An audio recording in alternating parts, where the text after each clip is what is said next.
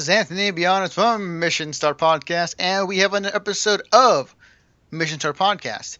Before we do anything, let me get it in the mood. And when I mean that, play some music. It is not anything close resembling Barry White, but it's the closest thing we'll get for now. And with me to join me, joining me today to talk about everything about video game news is none other than Greg Dietz. Hello. And we're here to talk about various news topics in the past week. And just a reminder, you can catch this on our iTunes, Stitcher, and Patreon if you wish to do so.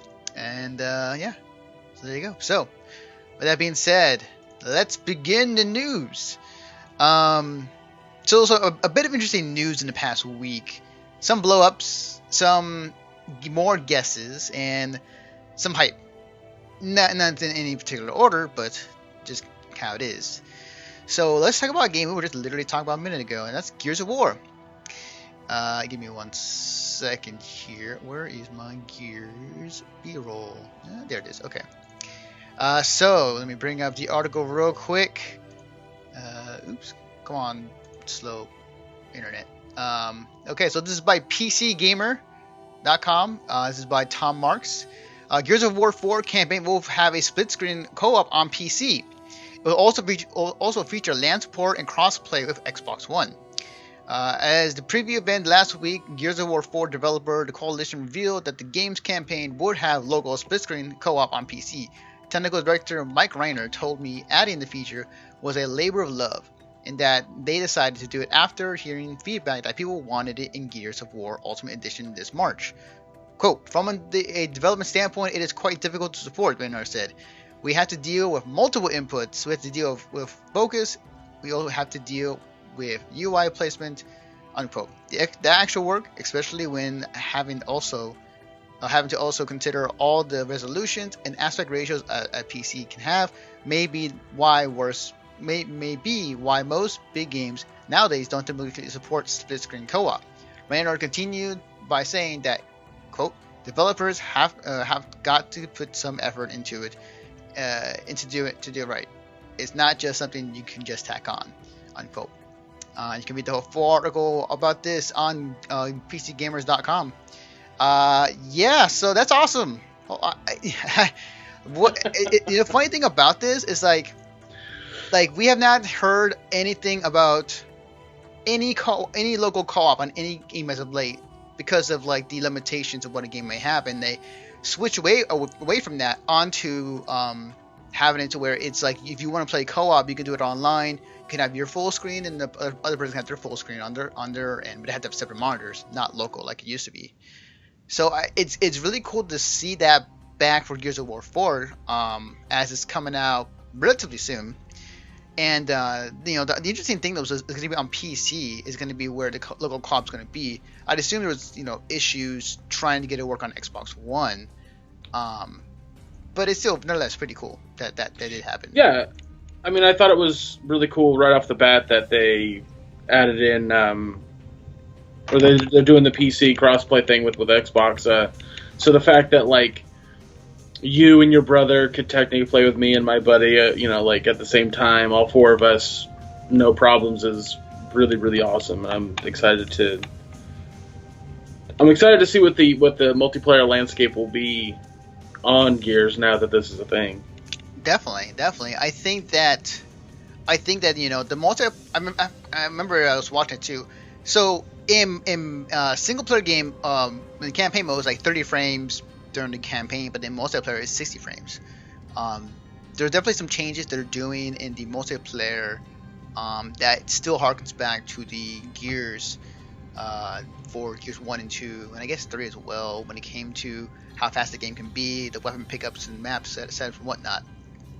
But that's really cool. Yeah, it's awesome. Yeah, that's great. The only thing I'm kind of wondering about is that I have to maybe read into it more, but like I wonder if you could do split co-op like somehow through the PC and Xbox One somehow. Then again, just be like it would just be a full screen. If you think about if you're gonna go that Well, route. I think I think one of the other reasons that they didn't really work on getting split screen on Xbox One, besides it being difficult to implement, is that, and this was a reason that I like a while back we were talking about why like Halo 5 and oh God, what other games? I mean, just a bunch of games that have come out on the console, why they don't have split screen. And it's very difficult to implement. It's very difficult to implement. Like he said, we're dealing with multiple I got to stop hitting my table because apparently I'm making it look like a Star Trek thing happened in the whatever.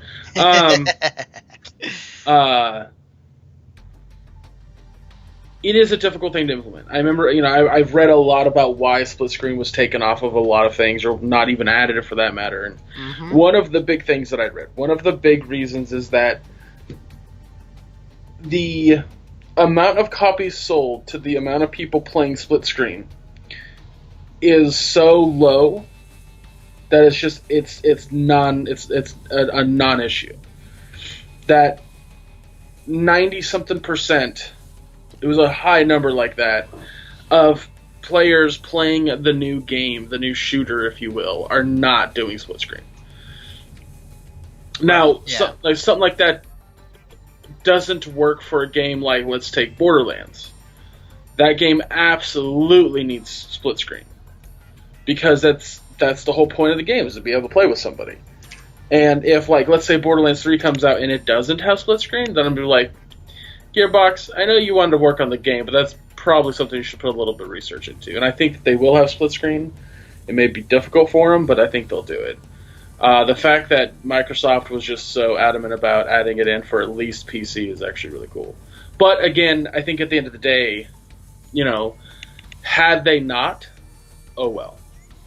Right. I don't think the number of players on PC are playing with somebody else to do split screen. I don't think that's going to factor in too much. I mean, shit, dude. When I remember when Gears 3 came out, Gears Judgment for that matter, we didn't even do it split screen. Yeah. We played. We literally brought our Xbox 360s to one house, and we all connected to the same router. Like, we could have played at home, but we didn't because we just didn't. So we all brought our own TVs, and we all played hardcore mode all the way through. Mm-hmm. And with Gears Judgment, we didn't even LAN at that point. Yeah. I think we just connected through the internet and played. And I think that Gears 4 will be very much the same. Agreed. One of the things, though, it's really cool that they did this. They didn't have to. I mean, like, we don't see co-op games, local co-op on a game at all at this point. Because of the statistics. They're saying that more people play this without the co-op than people would do. It's really cool. It's like you're saying, it's a nice feature. It's great that they are listening to the fans, and the fans wanted it bad enough to add it in, and that's really, really cool of them to do. Mm-hmm. But I want people, not enough people to listen to this podcast, so I don't know why I'm acting like people do. But the people that do understand that, if you notice, it's not on Xbox One, it's only on PC. There's a reason for that. So do keep that in mind. I do wonder, though, like, if they could do this on the PC, do you think that possibly it may be a feature? Well, no, maybe, yeah. What if like, because what I'm saying is, like, the Scorpio, when that comes down, it's supposed to be a better machine than the Xbox One right now. Like, what if that was able to do what the PC can with the local co-op? That might be a thing. Well, that's another thing. I haven't read the article, so I need to know from you, because you did read it. That's why you're bringing it up. Mm-hmm. Is the split screen local only, or can it be used online? Give me one quick second. Because that'll change a little bit about this opinion. Because if it's local only and it doesn't work online, then that actually explains a lot more too. Okay. Hang on just one second as it loads up. Okay, so additionally, the game will be cross-played online between Windows 10 and Xbox One for the campaign co-op, horde mode, multiplayer versus mode against AI, multiplayer versus mode in private and LAN games. Oh, private land, yeah. So while you won't be able to jump into the same matchmaking queue as those poor souls who aren't using the mouse to aim, you're able to play with friends who don't have the game on PC.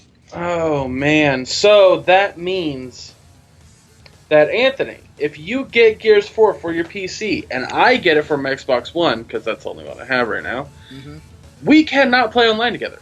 We can do the campaign, we can do private matches. We cannot. We could do Horde for that matter. We could do Horde mode. Yeah. But that's it. Okay. We cannot. And on that note, on that very very simple note, I don't care to play the multiplayer that much. When it comes to Gears, I'm all about doing the campaign on like normal, then hard. I rarely do insane, but if I have 3 other friends who want to do it, we'll give it a shot. But when it comes to it's 9 times like they had a mode in Judgment that was it was a versus mode, and one team was the cog setting up barriers while the other team were Locust, and of course the Locust had less health than the cog, and the cog could also heal themselves. The goal was to eliminate the cog. Was it to eliminate? No, you could respawn as the cog. I think. It's been a while since I last. Yeah, it's been a while, but that mode was so much fun, and that's all I played. But prior to that, when it came to like 2, 3, 1 didn't have it. All we did was Horde mode. We almost never went online with the game because Gears is a great online game, but the problem is it becomes Nasher game or the shotgun game. Yeah. And that stops being fun. This really does stop being fun after a while. So, it's not that big of a deal when you think about it from that perspective, but I could see how few people could be upset by that. Right. But yeah, so Gears of War coming out on October 11th, and it's gonna be pretty hype. I'm excited. I'm stoked. Now going from Gears to a game that came out last year, it was pretty good at the moment. It died down, and I think people are picking it up for this specific reason. And I think I'm at a point where I might have to get it myself too, because holy crap, this game, this setting. So what I'm specifically talking about, because I forgot to put that in the subject.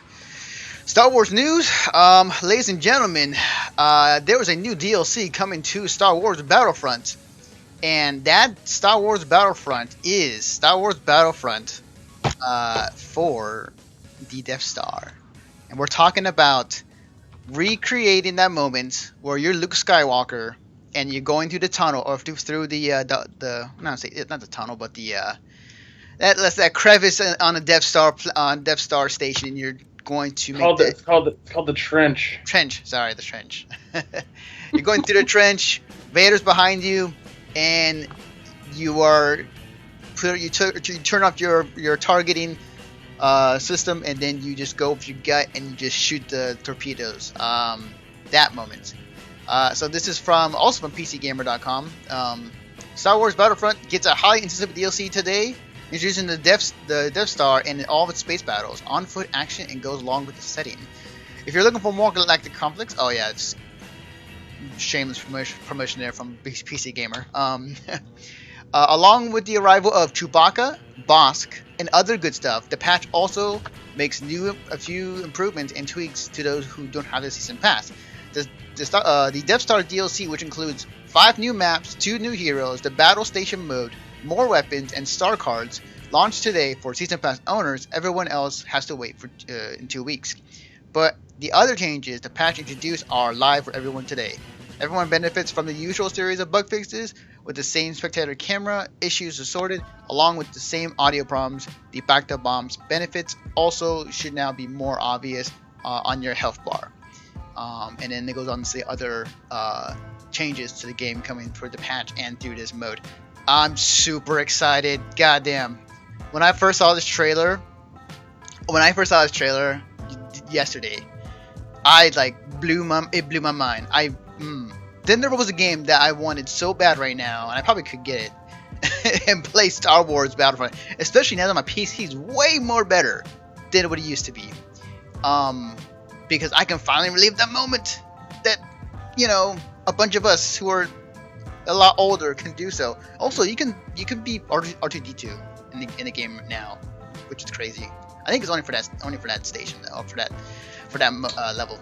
I don't think somebody was playing as R2D2 as much as they had a card that drops R2D2 and he goes and shocks people. Might be right.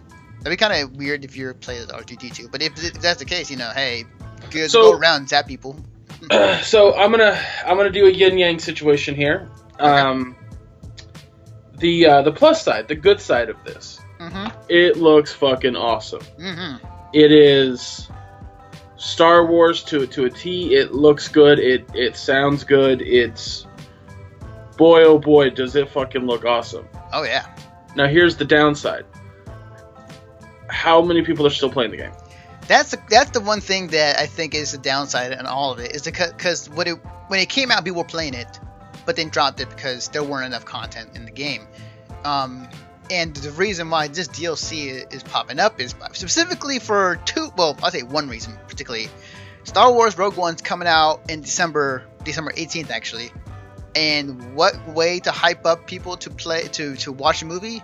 DLC for the game. So they're dropping this DLC, at least in theory. It makes sense to me, but in theory... Oh, that's exactly why they're dropping it right now. The Rogue One has, a couple months to go before it comes out? When does it come out? December 18th, so 3 months? So... Yeah. That's why they're dropping it now to gain some hype for it, but the biggest problem that, again, that I'm seeing is, is it too little too late? Or too much too late, I guess? I don't know too little too late is how the phrase goes, but with the DLC and the content in the DLC, it's a lot, so... I don't know, man, it looks great, and I'd love to play it, but I can't fathom why there's still R&D behind the game. Well, here's the thing, is I think when it comes down to how well Battlefront is doing, it comes down to the numbers. As far as if this game is producing enough money for EA to say hey, we're gonna have this game, DLC pushing out over time with this game, and if it right now they're saying the game is making them good enough money or the amount of money they want, then everything's fine. But if it's if it's not making the money and this... Oops, I just hit my own mic. If you're not making this money... Talking with your hands again. All right, sorry. Hey, I'm using my... Yeah, I'm one of those people.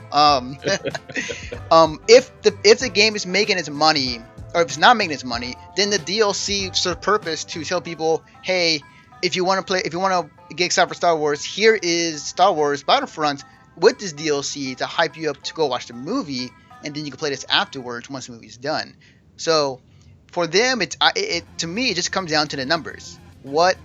How much is this game making that is having them to produce more DLC for it? Because at this point, you are right. I don't think that many people are playing it consistently compared to other shooters out there. But if it's enough to where enough users are playing it to the point to they can still support it, then the biggest problem that they're going to come across right now is the game is over a year old, if I'm not mistaken, on the timeline there. Yes. And they're coming out with brand new DLC. Well, if you already have it and you have the season pass, you get it right now, which it's great because I remember them saying something like, all the DLC that we have coming out is going to be, that's it, blah, blah. So it's that's neat. So you added something else to it that season pass owners don't have to buy. But when you have Gears 4, Titanfall 2, Battlefield 1, and I think another game that I'm drawing a blank on coming out in the next couple months, how many people do you honestly expect to get it? Oh, and Destiny, that's what I knew there was something else. You're always going to have those comparisons when it comes to other games, especially I'm not comparing them. I'm just talking about audience. Oh yeah, definitely. Is people who are playing Overwatch is going to stop and play this game for however long, and even so, how long would that last and go back to their usual games? It's always has been the case when it comes to any first-person shooter that came out during the 360 PS3 era, and like it was more or less like cool. A cool new first-person shooter came out. I'm gonna play it for about a month, and then go back to Call of Duty or Halo. And it's always the same case. And this is the same case again for this one. The only difference I would say is like if you're on the console, you maybe have a much longer lasting effect on the console. Well, I even didn't know Overwatch is on the console. I'll put it this way, Anthony. I'll put it this way. Yeah. I am an enormous Star Wars fan, to the point where I refused to review this game and Episode 7 simply because I knew I was going to be biased. Oh, yeah. I knew that if I took time to actually review them, I would give them way too high a review. I wouldn't criticize them properly because of how big of a fan I am. And I loved Battlefront. As much as my friends disliked it, I loved it. I thought it was fantastic. I enjoyed every second of it. I never complained, and I just wanted to keep playing it because, again, maybe I was biased. And at this point, at this juncture, as someone in that category, I can't even see myself going back right now. Right, definitely. Because why would you? Like, I would just to play this level, just specifically to relive those moments in Star Wars Episode 4. But am I gonna stick with this and play it again later on? Maybe not. If anything, I'll probably just go back to Overwatch. Because right now, to me, Overwatch is just the first-person shooter game for me right now. Versus Overwatch. Overwatch does something that I think EA needs to start implementing into their games, and that's microtransactions with free DLC. When you have microtransactions that are like in Overwatch, for example, everyone can get boxes, but if you pay a little bit extra money, you can get a bunch of boxes at once. That's a really cool model. That's a really, really, really smart model. And right now, fucking Rocket League is doing the same thing with the treasure chests that you can get, and then you have to buy keys to unlock them. Mm-hmm. Like, it doesn't stop you from getting stuff; it just stops you from getting special stuff. And you can spend $5, $10, $15, $20 to get keys, and then you open those chests. If EA would implement those into their multiplayer-only games, it'd be great. And as much as I'm as excited as I am for Titanfall, I'm actually kind of worried about that. I'm actually really kind of worried that they're not going to follow that business model. They're just going to straight up, they're going to have weird microtransactions that are going to piss off the internet. Titanfall is going to start slowly falling into the same category that Call of Duty does. And I don't want it to, because the game is fucking fantastic. Right. But, we've talked about microtransactions in this game before, and having full DLC like this to come out at this time, in this world of gaming that we have, is kind of bizarre at the same time. I would. Well, it's their prerogative in terms of what they want to put out. How many multiplayer-only games, Anthony, have you seen in the past 2 years that have come out with full map DLCs that you have to pay for? Doom. Okay. Gotcha. Is that it? Is that it, though? As far as this past year, I would say Doom. I would say, what other multiplayer games out there? And how popular is Doom online right now? Good point. I mean, they're right now, I guess, same line as Star Wars Battlefront, in my opinion. I don't think that people I think Doom's multiplayer is fine, and I think that if that's what you're into, that's it's whatever, more power to you. I thought Doom's multiplayer was fucking dynamite. I loved it. Mm-hmm. But I think that the factor that I'm getting at here is that what makes Overwatch so popular isn't just the gameplay. The gameplay is fucking amazing, but I remember back. Let me kind of take you back into the past, where video games sucked ass. No, I'm not gonna do that. I'm not doing that. Not reciting that whole thing. When Call of Duty was still decently fresh, they were just starting to do the one every year sort of thing, and Black Ops had just come out. Yes. The reason we stuck around with Black Ops, the reason that we were so infatuated and never left and constantly played Black Ops, was because they had so much either cosmetic content or just in-game content. And we kept unlocking new things. We kept seeing what they had to offer us, and that was awesome. It was so fucking cool. Overwatch does that in such a brilliant way that it's not even remotely required. Yeah. And again, so many games are doing that. Almost every game I know is doing that. The microtransaction market is no longer pay to win. It's like pay to look cool. And that is genius to me, because not only does that allow the developer to use that money towards free DLC, but people get free DLC. Because of it. And I think that when you don't implement that into your games, when you don't have that, you're going to fail. And I'm just looking at trends here. That's the trend. That is what's happening. People would rather spend $5, $10, $15 a pop during the time that they have a fully priced game to get a stupid fucking skin and then a free map down the road than wait 2 months and pay fucking $30 for a map pack. Right. Definitely. It's just the truth. It's just what's out there. You know, I think Evolve is a perfect example of that failing. Not only did Evolve have a bunch of fucking cosmetic DLC that you could download, which people got mad at, but you also had to pay for extra maps that came out. Yeah. And I don't want to see Titanfall 2 do that, because it is an EA title. So, you know, I'm thinking about it in the long run. I'm thinking about, like, and maybe at the time the game came out, they weren't really thinking about it. Maybe it wasn't as big of a thing, which I doubt, 'cause it's only a year ago. Right, definitely. But I think on a personal level, that's why Battlefront is failing. I think that's why it's so bizarre to me that they would release an entire map, like a DLC like this, that's completely, like, requires you to pay for in order to play it. Another reason why, and I should mention this, that doing the business model of free DLC on top of, like, microtransaction is so brilliant, is when a update happens, everyone gets that update. Everyone gets that map. Everyone gets... But if you have exclusive skins that you have to pay for, people get to see those skins, but they don't get to have those skins. So, like, it's just, I don't know. We can sit here and kind of speculate as far as, like, if it's failing or if it's, you know, succeeding. I think the thing is, though, is, like, even though the DLC is specifically tied to the movie coming out in December, I'll say this, if the game was not performing as well as they should, and they would scrap the DLC as a whole.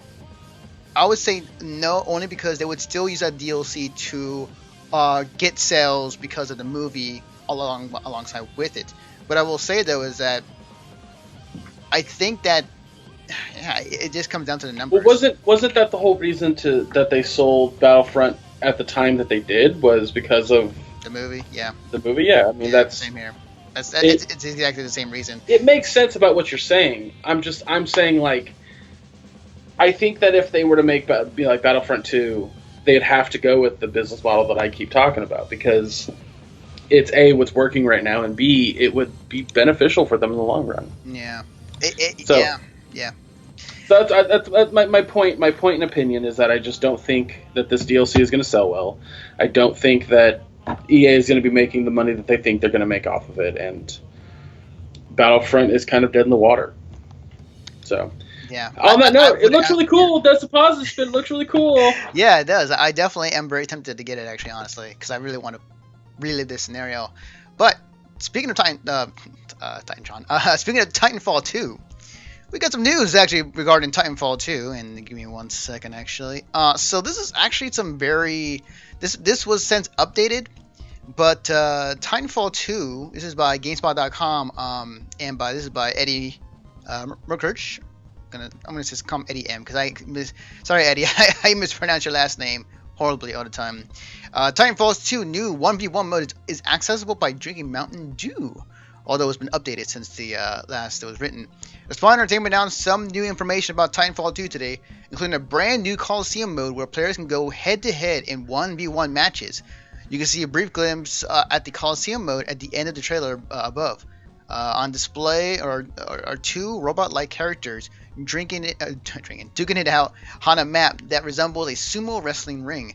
The object is to vanquish your enemy in a best of 2 out of 3 competition. The winner gets what's called advocate gifts, which will primarily be rare camos, call signs, and more.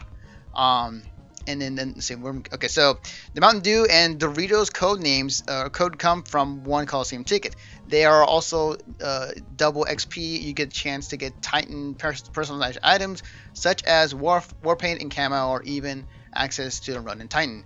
And then this was later on updated, saying that you can also earn this on multiplayer. So this isn't new. Is what I'll say.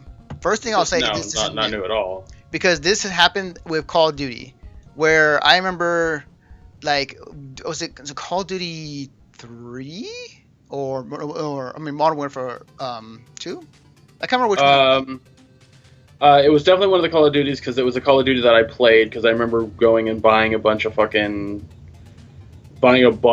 and then on top of that, the other one that I remember very vividly was Halo 4. Right.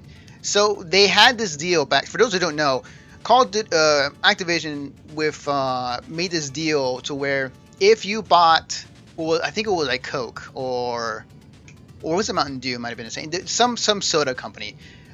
You can actually go and get extra XP you can use for your character in Call of Duty by buying these sodas, and they have the codes on the caps, and you can put them into, I believe, their website, which then transfers into your player experience in the game, or something similar to that fashion. So this isn't anything new when it comes to that idea. It is. There was a time where I just consistently bought Mountain Dew just to, I think, level up, or it was double XP is what it was. Yeah. And it was only available like at certain times in certain stores. The thing about it is that about this with Titanfall 2, it does raise a little bit of an eyebrow, and I say that because Titanfall, I love Titanfall. I think when it came out, it was great. It's basically what I wanted: a Mirror's Edge, parkour, first-person shooter. You run up a wall, so you get into a mech, and that's awesome.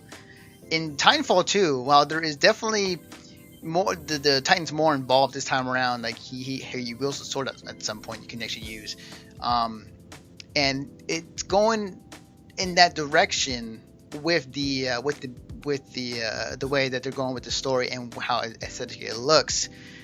It just raises an eyebrow because I'm wondering, like, is this a marketing strategy from Respawn to get people interested in Titanfall 2, or is it kind of putting the horse before the cart type of deal?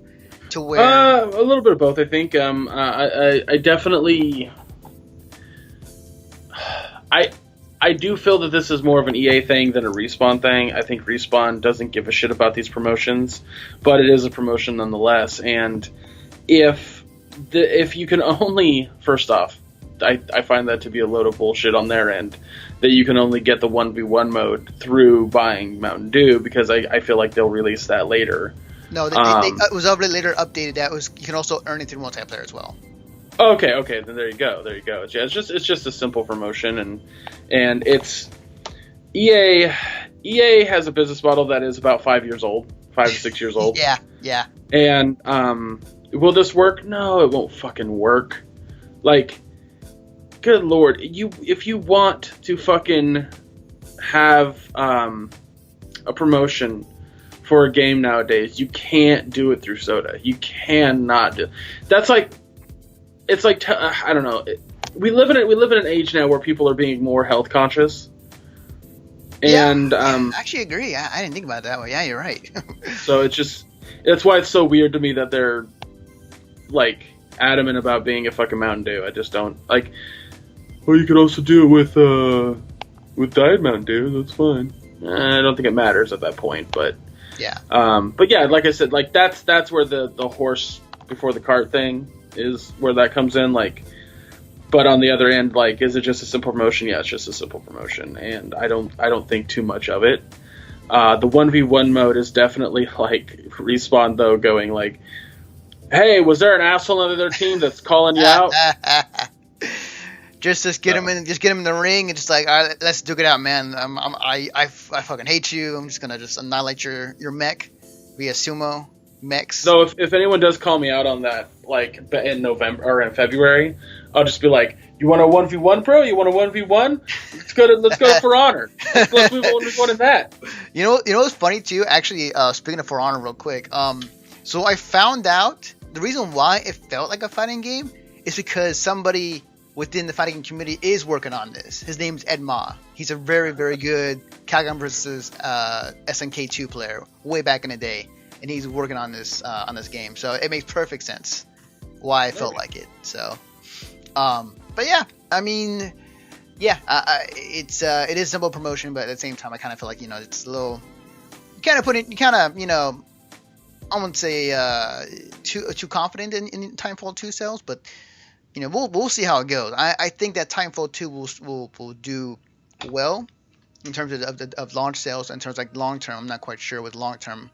It'll especially do well. It'll especially will do well now that it's on PS4. Like, is it multi-platform? Is it PS4, PC, and Xbox One or? Yep. Oh, okay, cool.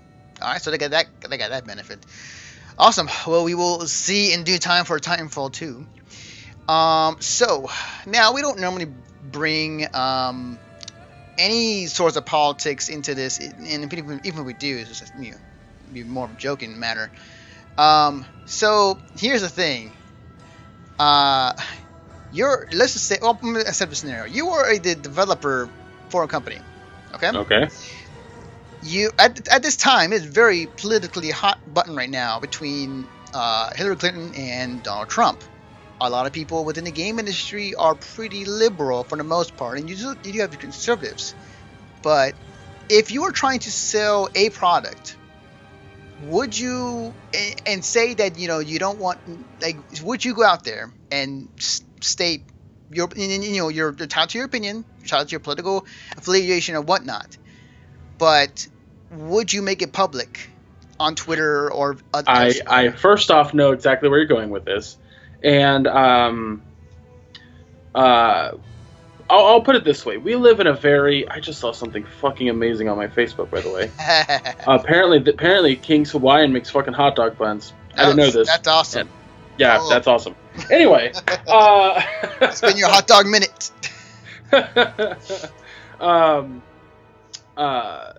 To answer your question, no. My dad had. So I'm going to tell you a quick story about when I was younger. Okay. And then I will tell you as I developed into a mature man.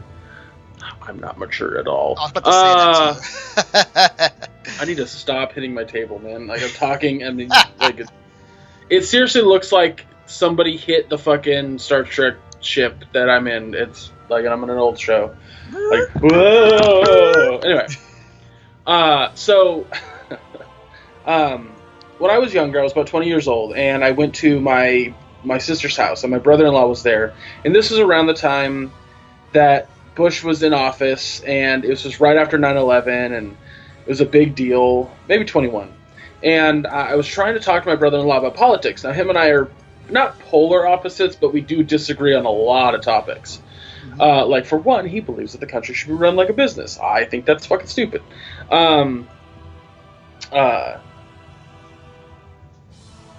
Opinions are opinions. And I think that if you share your opinion, you should do it in a respectful manner, and I think that's great.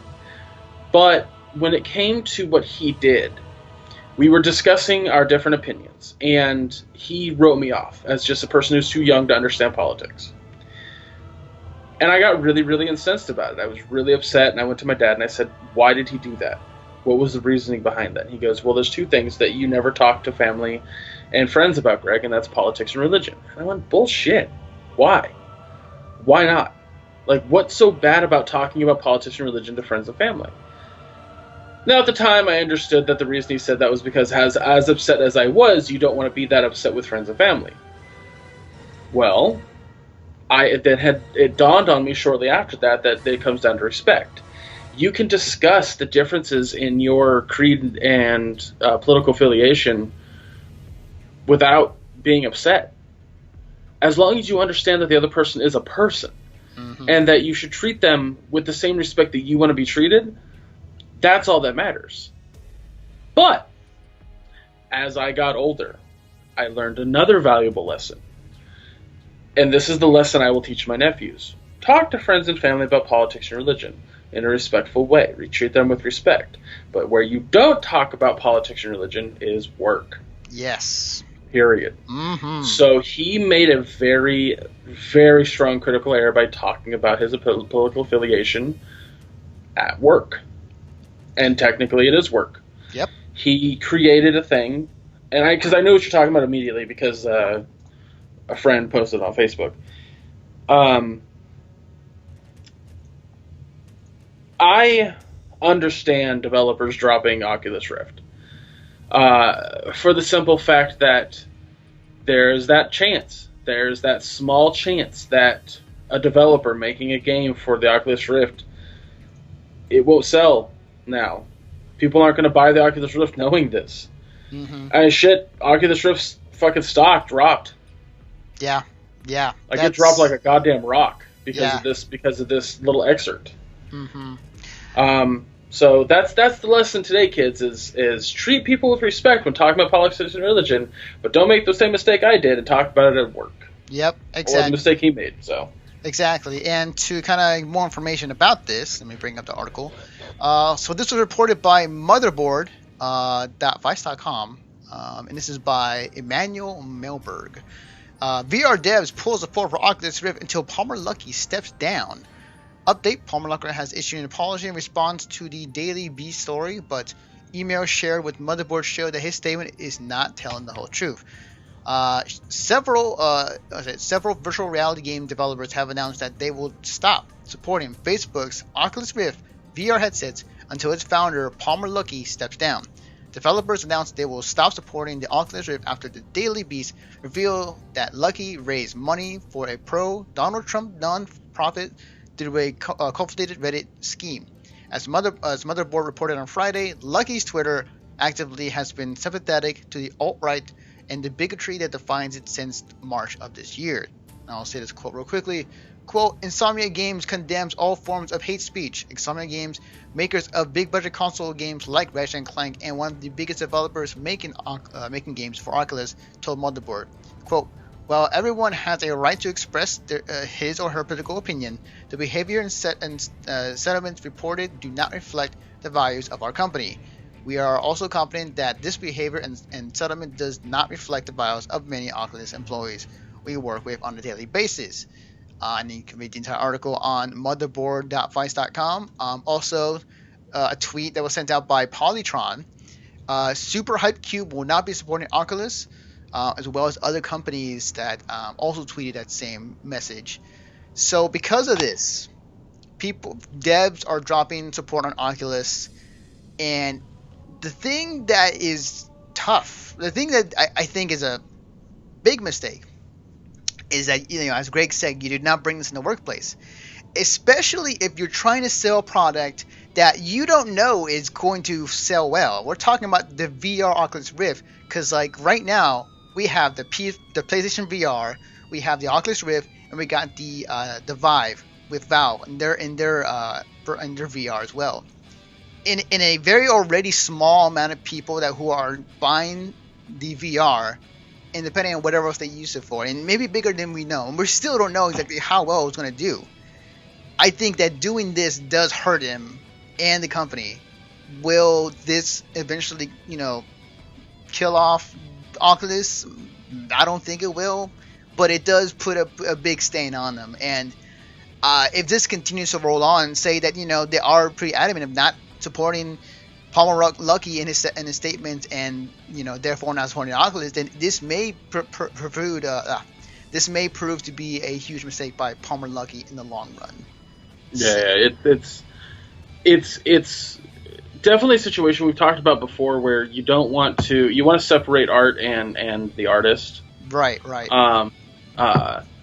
But in this particular situation, I understand why it'd be hard to. It's not just that he supports Donald Trump; it's the other shit he said, and it's really unfortunate. It's something that I think, like, you don't want to support somebody who doesn't care about their customer, and Lucky Palmer doesn't. He doesn't give a shit. Not by his actions, not by his words. He just doesn't care. So, buying an Oculus Rift, you're supporting him, and I don't think you want to do that. That being said, I think that if you were to just go like, wait, Lucky Palmer supports Donald Trump? Well, I better cancel my pre-order for the Oculus Rift. That's kind of it's a bit much. It's a bit much. Right. Like, don't get me wrong. Donald Trump is, in my opinion, and I don't care because whatever, is easily one of the worst things to happen in politics. By simply virtue of what he says. I certainly wouldn't, I don't hate my sister for wanting to vote for him.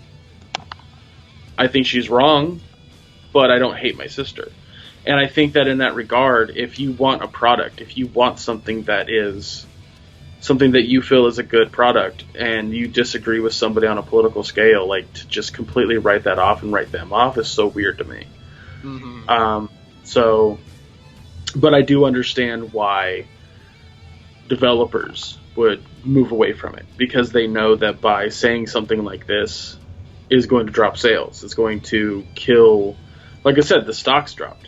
You know, so you got to take the temperature of the room, because you have to think the video game industry is built up of mostly liberal people, and if you say a statement like that, you're going to not only offend those, but you're also going to offend a lot of people who are, have different views. And obviously, everybody's going to be offended by something. But specifically this, right now, is a very, very thing you do not want to do with the political climate right now, with opinions about Donald Trump and Hillary Clinton and who else. So right. I think like I said, if he had just simply come out and said, "Yeah, I'm voting for Donald Trump," no big deal, it wouldn't have been a big deal. But it's more so what he said furthering in the interview. So yeah, or even just keep it to yourself. Honestly, that too. I mean, that's the smart route, is to just shut the fuck up. But whatever. Yeah. So, in due time, will this affect the Oculus? We shall see. My prediction, probably not, or maybe, who knows? I don't know. Video game news, so our next topic. Now, the Nintendo NX has become this mythology. It's just at this point, what we're almost certain for us what it's looked like and what it's trying to do. But then we get something else added to the mix, as if whatever device this may be is going to be, I guess, the next come of Jesus when this comes out, and. And for those who are watching on stream or on YouTube, I use the old hologram video game way back in the day when they're using the holograms. And the reason why I put that in there is because Nintendo patents a projector that displays flat images on irregular/uneven surfaces. And this is on freepatentonline.com, which you could read this information, but simply, as was broken down more simply on Reddit, that this added to what already is, is a hybrid of a console and a handheld tool ready, to where you could detach the controllers on both sides. It's especially even the talk of possibly having VR on this system. It's just at this point, and there's even talks of some sort of announcement happening pretty soon about the NX, and we haven't heard anything as of late. And it's at this point, the NX has built up. It almost reminds me of No Man's Sky, to the point to where we have seen nothing of the sorts. We've heard nothing but people as far as this is how the NX is going to be. This is how the system's going to be, and these are patents that Nintendo is making. At this point, it's the hype of NX is getting, I won't say out of control, but just the mythology of NX is becoming much more of a granular thing than where it started. And it's crazy. There's Nintendo's endgame. Nintendo wants that hype. They a lot of their past sales, a lot of their success is kind of built on that hype. Yes, but here's the thing: they are building up hype and they are building up just wild speculation. Well, they're not doing it, but like everybody else is. The thing though, what I'm thinking of is like, there's no way the NX is gonna build up. It's gonna meet the hype. I don't think the NX is gonna be everything that everybody is hoping for, because unless Nintendo comes out, shows me the product, because that's the first thing I want to know. Shows me what that is, what it is. Tell me the specs and what each thing does. Then I can like speculate. It's like, okay, well, this console looks like it's going to be on par as the other consoles, or it's going to be just like game-changing thing. We hear from developers even like saying like, what's his name from Ubisoft saying that, the NX is going to change the way that we play games. It's like, at this point, I just want to see the damn thing. Will it build up to will it meet the hype? Right, I don't think so. I don't think it'll meet to the hype, because it's almost like a No Man's Sky situation. So like, the only difference is that Nintendo has said nothing. That's the only difference. They've said nothing of the sort. And even on during their Nintendo Directs, they even told people like, it's not about NX is not going to be talked about in this Nintendo Direct. Like, even having to go to that degree to let people know that we're not talking about it. Does say that people are really, really excited and really curious about it. So, will there be a hologram? Like, if Nintendo NX has a hologram feature, a la Star Wars, where they're playing chess, is that cool? Yeah, it's really fucking rad. But realistically, is that something that everybody's gonna use playing games? Maybe, I don't know. It's the Wild West right now when it comes to Nintendo NX. So, it's crazy to think about. But like, this has just been a long story for Nintendo thus far, and we're expect to see some sort of like direct talking about the NX soon, and I don't know what that's gonna be. So, and it's coming out pretty soon. Like, didn't it say is it coming out like next year? So, man, yeah. So, it's gonna be nuts. Point being, it's gonna be. I think that day one sales are gonna be nuts. I would say, just off of just the day one, day two sales, Nintendo NX is gonna sell a good crap ton, guaranteed. I stamp my fortune telling thing from here, and I'm like, yeah, that's MSP approved. Well, it's like I said before. Every odd numbered console that they come out with usually sells really big and gets them a lot of revenue, and then the one that comes out after that's more of a refinement of that console does not sell well. Yep. Except for the Super Nintendo. Super Nintendo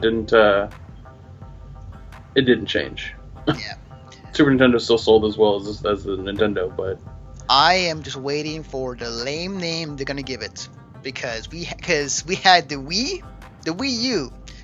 NX is gonna be some sort of weird name, because it's funny. Every code name they put to their Nintendo products are actually better names than what they give it. So I'm just waiting for some lame ass name they're gonna give it for the NX. Who knows? They call it the U. So gonna go real quickly as we're winding down. For those who did not know, Street Fighter V came out with the Urien patch. A Urien new character that came out for Street Fighter V for both PC and console this past week. But what the real problem out of this release is the PC release of Urien. So what ended up happening, and I'll bring it up. I'll pop it right now. Actually, what ended up happening is that Street Fighter V's new update was accessing a kernel level in your PC, putting a custom file called Capcom.cys into your System32. Basically, it goes into your PC and like into the guts of what makes your computer run. And what ended up happening is like, this was a way for Capcom to, this was their way to have an anti-cheat system in place on PC. What really ended up happening though is that people were getting blue screen of deaths. game were crashing. People were crashing their computers, trying to figure out what was wrong.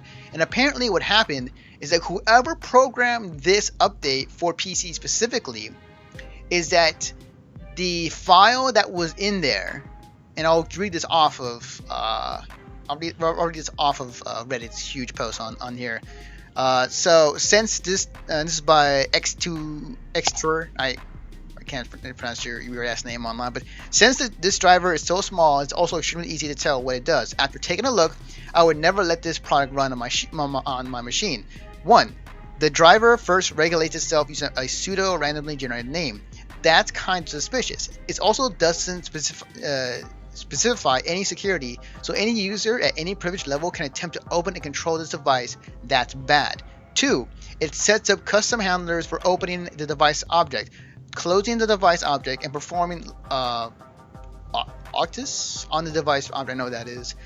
This is pretty normal, although a driver that didn't set up a basic security when creating this device would perform security checks when opening the device. So this driver does not. 3. The octal handle is where everything interesting happens. It checks for control codes, and they put in control codes 0xAA yada yada. Does same buffer size checks, and this is important. Disables supervisor mode's execution protection, and then runs the arbitrary code path in through the octal buffer of kernel permissions. In short, the driver creates a backdoor which can allow a non-privileged user to run code without permissions of the kernel. And that basically sums up to where there it goes. It basically sums up that Capcom was trying to create an anti-cheat system. What they end up really doing is hurting the PC base, to where if Capcom wanted to, they can go into your PC and do, or look at whatever you have, or look at whatever, or take control of whatever they want if they wanted to. The thing though, that also the reason why it was crashing, because apparently this was also taken from a malware site, and this caused malware. So here's the thing about, okay, and this has been a long story. This is another long story with Capcom. They had been so far, when it comes to the launch, to the lack of content, to everything thus far, they have not done a very good job in their PR status or trying to gain back the trust of a lot of gamers. Because this specifically, if there was a backdoor like to this code that Capcom can take control or look at my files or whatnot, it's bad. It's really bad. And since then, they went back and said they're rolling back the issue, and they took that away. But at the time, that this was, it's just another long line of problems and mistakes they've done so far. And the thing is, though, was like this situation kind of came up again, not with Capcom but with Sony, because they were trying to do the same thing with their console, and they were sued because of it. So this type of thing is nothing new, but Capcom got caught doing it. So yeah. It was really bad. Yeah, it's really bad for Capcom. I'm kind of wondering, like, what trust is left with a lot of games with Capcom. I think at least with the PC version. Not to say everything else has been pretty crap already as it is when it came to the game and everything else. But this is huge. This is something you do not do, and Capcom got caught. Yep. Plain and simple, red-handed. So it's really bad. It's really, really bad. So we'll see how it goes with Capcom. They're already a company that's already struggling for money. This doesn't help their cause at all. So, no, it does not. On to our next story. Okay. So I'm not sure if you noticed this. I just recently found this out. Do you know a game called Paladin, by any chance? Mm-hmm. I recently got the privilege of checking it out. Recently, I looked at the trailer and checked it out. It actually looks fun. And the reason why is because apparently this game was being in development for the past 6 years, apparently. And I'll share my viewpoint on this, but People are quick to assume, because when they show this trailer out and the beta just opened up pretty soon, that this is a straight up Overwatch clone. To many people who say that, and aesthetically, yes, you can actually look at the game and it actually does look very much like Overwatch. The characters are different, but it has a very same aesthetic, as well as some of the characters' weapons and whatnot. Yeah, that's the one right there that's a little damning. Yeah, and the thing is though is okay. So let me first figure out the first paragraph. So this is by what's this website called? ibtimes.co.uk. Overwatch Clone Paladins takes Steam by storm with over 750,000 downloads. Free-to-play hero shooter Paladins has taken Steam by storm since entering open beta on the 16th of December. According to sales and player stat trackers, the early access title from Hi-Res Studios has become one of the top games based on concurrent players and has been downloaded almost 800,000 times. Developed by the creators of hit MOBA Smite and the critically acclaimed first-person shooter Tribes Ascend, Paladins has been subject to a fair amount of worry. Did it really just? Okay, I just saw a typo. Of worry looks due to its aesthetic and mechanical similarities to Blizzard's Overwatch. Despite the lingering criticism, several Steam users has referred to Hi-Res Studios' offering as Overwatch for poor people. Since entering open beta on 16th September, Paladins have been downloaded 788,324 times of writing via Steam Spy, with a peak of 38,439 concurrent players on 18th of December. And you can read the entire article on their site. Basically, here's the thing about game development, and I'll point this out, is that the thing about game development is when game companies are making similar games, or their version of what the games look like, and another game company comes out with a game earlier, releases it, and it's virtually the same idea as the another game companies. It's no one's fault their own. They don't talk to one another when it comes to these games. So this game, as I said, has been developing for 6 years, or nearly 6 years, and does it look like Overwatch? Yes, it does. Does it copy a lot of what they do? Yes. But was that their fault or their own? No, because they are in their own world creating a game, and whether Overwatch had some sort of influence in the game, that remains to be seen if anybody from Hi-Res Studios will actually admit to that. But people are going to be quick to compare it because, yes, it does look like it. But I find it kind of funny, just for the fact that there's a game out there that is a clone of Overwatch, but it's on Steam and it's for free, and it's the poor man's Overwatch, as they said. Yeah, it seems like it's just a coincidence, and it's nothing big to get up over. First off, I haven't heard very many good things about Paladins. I've heard that it's kind of boring, and that it's the maps are too big for what it is, and it's got MOBA-sized maps, but it's a hero shooter, so they had to put mounts in the game for you to move from point A to point B, and yep. I've heard at this point, as much as I dislike Battleborn, I've heard that Paladins is worse than Battleborn. Yeah, and what I've heard also as well is that Overwatch is much more polished than Paladins, but people are still having fun with the game. Whether for those who don't have the money to buy Overwatch, they might pick this up. The funny thing to me in all this is with a game like Paladins, I was wondering when we're gonna have a lot of clones of an Overwatch game, because when it comes to certain first-person shooter games, there were tons of clones of Call of Duty, tons of clones of Halo, and I was kind of wondering when there would be one of Overwatch. And I guess technically you can say Battleborn was technically kind of a clone, but not really. This one's kind of more along the lines of what a clone would be. But I was kind of waiting for specifically the number of games that copy Overwatch's ideas and put them into their own game. So we got one. It's called Paladin by Hi-Res. So I actually am tempted. I probably what I end up doing is gonna check it out and download it and see how it plays. So, but yeah, coincidence. Shut up, you gamers. It's games, not nothing personal. Um, so Yeah. I'll end it on these last two quick stories.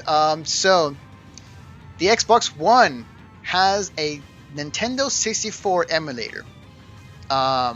So the thing about this, which is very interesting, and they have it on it's up on Microsoft Store actually. For $10 you can get the emulator. And the description is it's called Win64E10. It's the most advanced N64 emulator for Windows 10. Play your favorite N64 games on your PC, tablet, Windows Phone, and Xbox One. You need Windows 10 Mobile to play this on your phone. It's not recommended for Windows phones originally shipped with Windows Phone 8.1, since the version 2.0 app has bad performance on hardware where D3311 feature level is less than 10.0. So here's the thing I read into this is that, and they put screenshots of it working and video of it working on their emulator. So here's the thing. Why they will not be sued by Nintendo is because anybody can host an emulator or put up an emulator for sale for free. What they can't do is host the ROMs. So people can can download this emulator, but if they want to get ROMs in their own way, they can. And as far as like how exactly it'll work with the Xbox One, I'm not quite sure. But when it comes to PC, yeah, I mean, even on PC though, you can like get an emulator somewhere in the ROMs if you know where to go. It's interesting because I'm wondering if the Xbox One is going to be going in its direction as far as like how open the as far as how open their software is going to be. Because I remember hearing that they had another Nintendo emulator that they had, but it was shut down because they had the ROMs associated with it. So I kind of wonder if is the Xbox One kind of going in the way of the Sony PSP to where people can like put in whatever they almost want onto the system, whether it be like an app for as a mirror or an app for emulators or anything else. I kind of wonder if they're going in that direction, because if that is the case, I think that people who are more tech savvy may want to pick up an Xbox One specifically for this. Kind of like the PSP-esque hacking features that it kind of has. So it's interesting. I kind of was blindsided by it, honestly, when I saw the news today. But it does bring up as far as like how open are they really with their service when it comes to just not emulators but everything else. So. Something you excited about, Greg? Like if you saw like an Xbox 360, if you saw like a Sony PS1 emulator on your Xbox One, would that be pretty cool to get? Yeah, if I could stream it. Otherwise, I don't really care. I think that like it's definitely a neat idea, but I don't know, like. I could do that on my laptop right now if I wanted to. Who the hell cares? Right. It's obviously like you can get on your laptop. You can, which is way more faster than doing through this. But it is very interesting to see that. So. Yeah, it's interesting, sure, but it's not. It's not like I don't know. I'm certainly not hard up for it in any way, shape, or form. I'll tell you that much. Mm-hmm. Agreed. It to me. How do I say I don't really care without being rude? No, you're perfectly fine. You're open to just tell me blunt. So, but yeah, it's to me it's interesting. I'm kind of curious where this goes in what direction. Last news, and this is the most gratifying news I saw this morning, is that in a new trailer for Yooka-Laylee, there's a certain new character that they have in there. And his name is Shovel Knight. He is in the new trailer for Yooka-Laylee, the game from Platonic Games. And because of what the trailer shows is like, featuring different characters that you will eventually meet in the game. The main character, side characters, and, very much this is like Banjo-Kazooie sequel that we never got.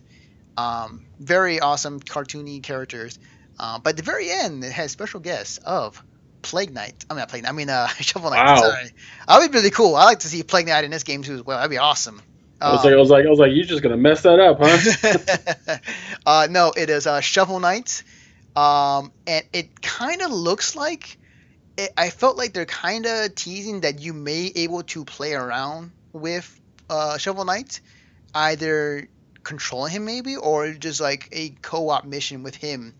It's probably a co-op mission with him or a just a standard NPC because they straight up say that at the end of the trailer. Yeah, and then definitely. But it kind of hints at something though. But yeah, it's pretty cool that like indie developers like this, the Kickstarter people are definitely in like, hey, you did this, we did this too. Here you go. Like it's kind of neat. That being said, you're missing out on pointing out one of the funniest and most like, wow, they got away with that sort of characters. Yeah, I noticed that too. Yeah, What? What are you gonna say? What is it? Oh, you mean the character that is named Kartos and not Kratos? No, not that one. Oh, That one's fine. Whatever. It's a slightly alteration to the name, and even the character doesn't look like Kratos. Mm-hmm. How about Trouser, who is a snake? Do you know what a trouser snake is? Oh. It took me a minute there to get it. Okay, nice. Well, and that's why they'll get away with it, because people won't notice it. Like people like me who are like, dick joke, yeah, they're gonna get it immediately. Right. Man, that's so cool. The cool part is like it seems like some of these indie developers are crossing over their games. Like recently, like Indivisible, like they're gonna have like Shovel Knight in his game, and then also like Shantae from the Shantae games in their game as well. And now we got Shovel Knight. It's really cool. It's like we're having they're creating this kind of cross character universe with their games with indies, which is really cool. Can you imagine in the future when we get a like all these developers kind of get together and do a fighting game that is all these characters as one? Yes. I don't know why I'm stuttering over that, but you know what I'm trying to say. So yeah, definitely. It'd be really cool. It'd be really cool. So yeah, that's gonna do it for us. Thank you guys for coming by. Thank you for watching. Before we end the show, Greg, where can they find you on the internet? You can find me on Twitter, Facebook, and Instagram under Chub Rock Geek, all one word, obviously.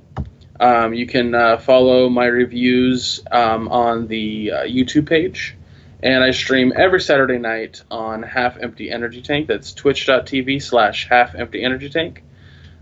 This upcoming Saturday, this weekend, I will be streaming the BioShock collection, starting with BioShock 1.